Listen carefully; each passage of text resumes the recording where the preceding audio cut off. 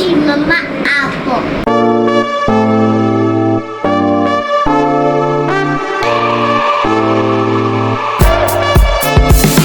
अस्सलाम वालेकुम गाइस, आज हम जा रहे हैं मेरी फेवरेट जगह, मेरी पुप्पो का घर।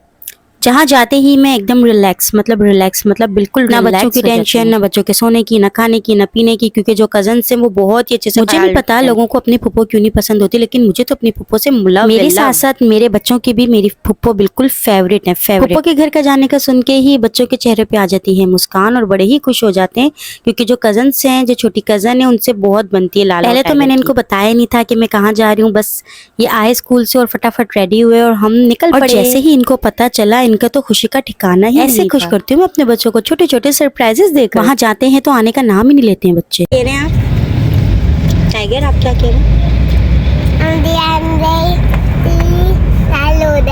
आंटी के घर जाते ही बच्चों ने जंपिंग स्टार्ट की और खेलना शुरू हो गए और मजे मजे से एंजॉय किया। मेरी डैड का कबाड़ा तो होना ही था। जाते ही पुप्पो ने सबसे पहले बिरयानी सर्व। मानो ना मानो, वहाँ के खानों की बात ही अलग है, चाहे घर के हो चाहे बाहर। बिरयानी के फौरन बाद पुप्पो के हाथ की चाय मतलब नशा है नशा, पूरे खानदान की मशहूर चाय। बच्चे कजन्स के साथ एंजॉय कर रहे हैं और हमने स्टार्ट कर दिया पुप्पो के साथ हेल्प करना। पुप्पो बना रही थी कबाब, तो मैंने कहा लाए मैं हेल्प कर दूं। और इसको जैसे ही थोड़ी देर गुजरी, गली में से आवाज आई पापड़ वाले। कजन ने लगाई दौड़ और फटाफट ले आया पापड़, बड़े ही कोई ताजे और खस्ता थे।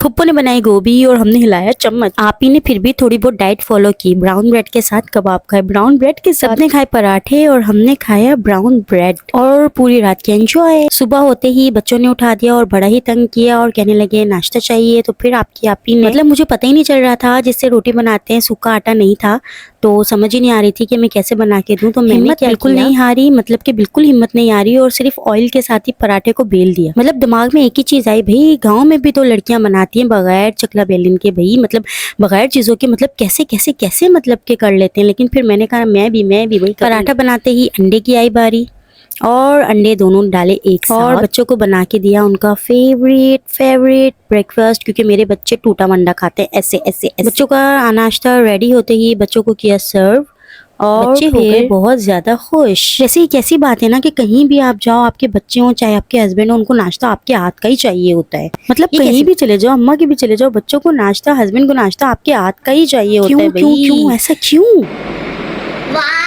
नाश्ता आ गया, वाओ। अब नाश्ता करें आप लोग जी। दुनिया की सबसे अच्छी मम्मा आपको। वाह भाई वाह, टाइगर सही कह रहे भैया, भाई सही कह रहा है। बच्चों के नाश्ते के बाद मैंने भी सोचा अपने लिए कुछ किया जाए। डाइट को फॉलो करते हुए मैंने भी अंडा के साथ बना लिया ब्राउन ब्रेड और साथ ही साथ कजन के लिए बनाया पराठा और साथ ही साथ पुप्पो ने बनाई चाय। मेरे हाथ का पराठा है।